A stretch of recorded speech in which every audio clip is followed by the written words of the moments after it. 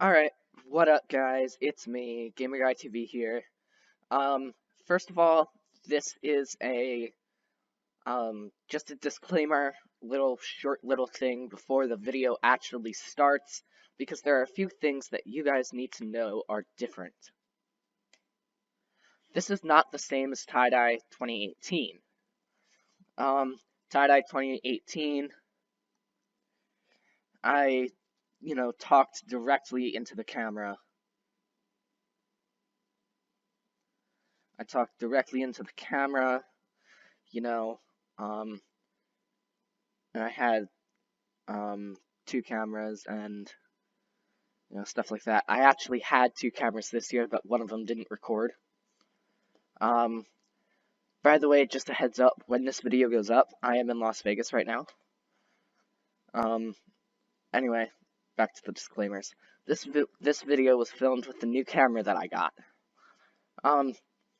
As you all know, I did get a new, really nice motion picture camera, and that's what this video was filmed with. I have about 70 gigs worth of video footage from it. I think it's like 63, so maybe not 70, but it's around there. Altogether, this took about 5 hours. The reason I say it took about 5 hours is if we were to be the most technical, then it wouldn't exactly be 5 hours. It would be more a few days, because what we had to do was we had to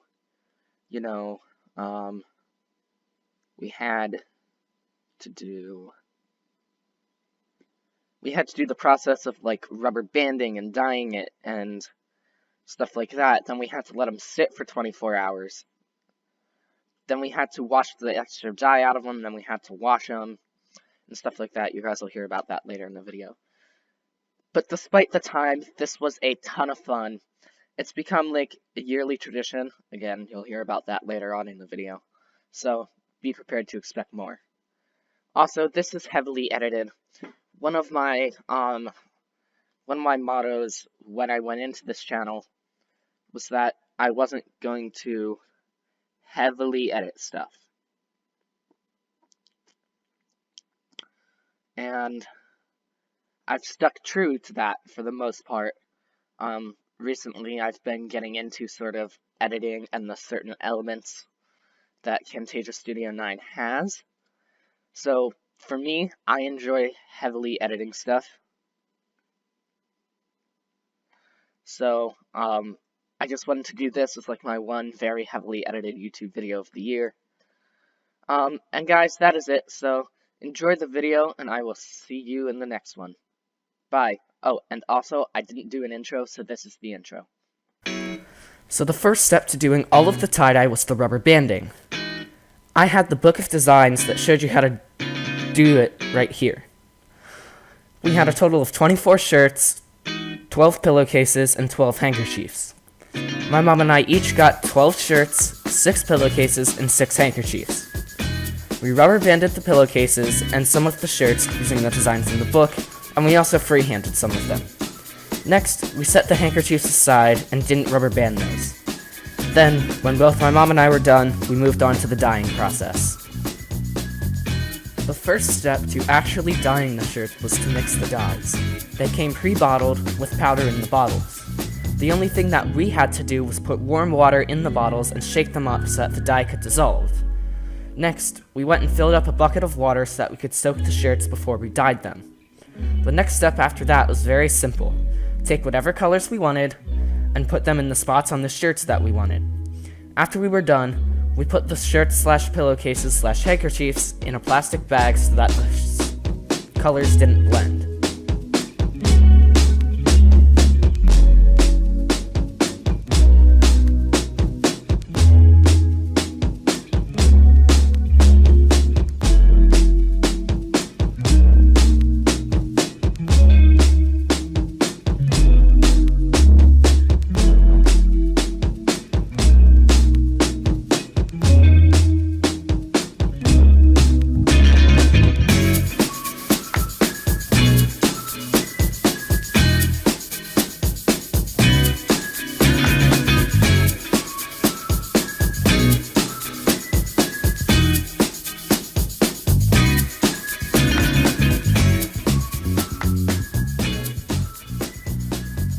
For these shirts / handkerchiefs, I soaked them in water while I put the dye on the table.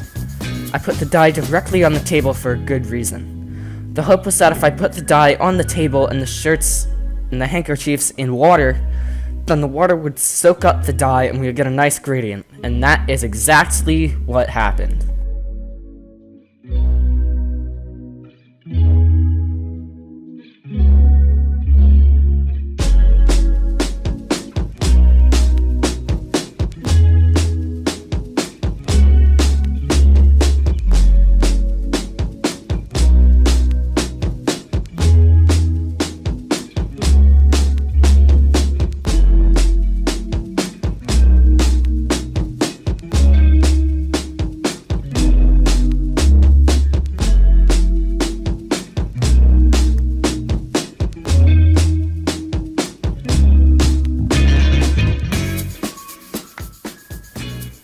Once I finished them, I originally set them on the white wood railings, but when I realized that the dye soaked through and stained the railing, I put them on the table that my mom was working at.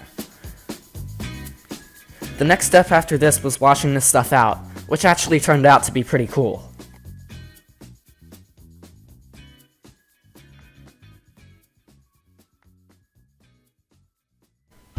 So the premise of washing the shirts, pillowcases, and handkerchiefs out is pretty simple.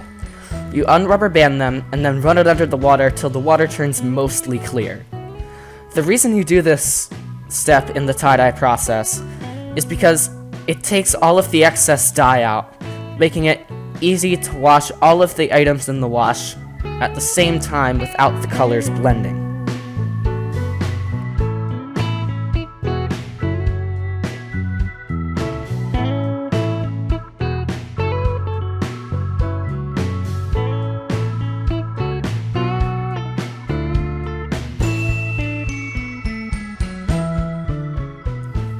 We ended up having to turn the faucet off and wait for the tub to drain a few times.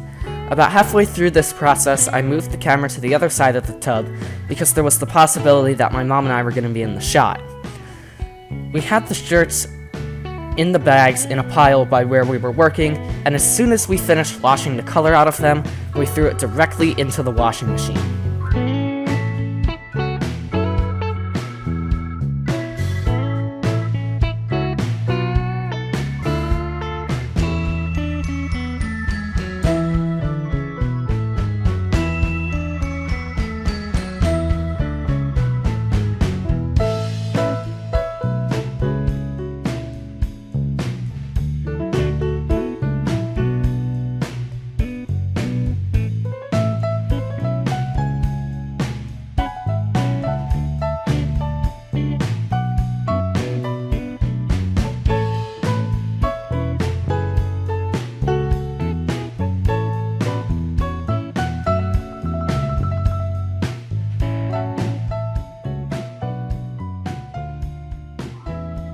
The next step of the process before we see the finished product is washing and drying the shirts.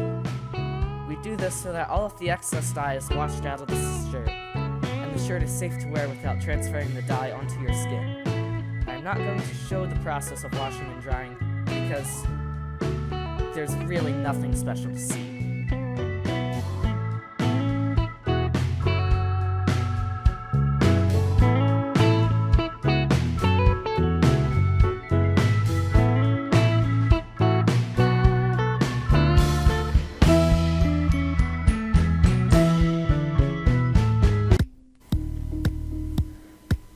These are the photos of the finished products.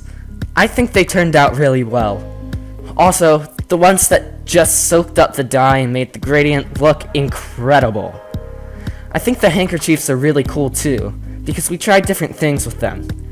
We tried different things with them because they were too small to rubber band, and we really wanted to try something new, and they were the perfect test subjects, because you can't wear them, can't do anything with them.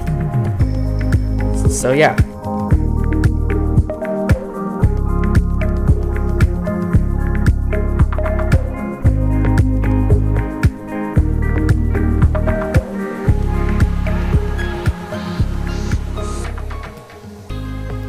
This was really fun to do. Tie-dyeing has become a yearly tradition for my mom and I, so be prepared for more tie-dye in the future. Also, if you guys have any suggestions of designs that you want to see me try, let me know in the comments below. Leave a like, please subscribe, and I will see you in the next video. Bye!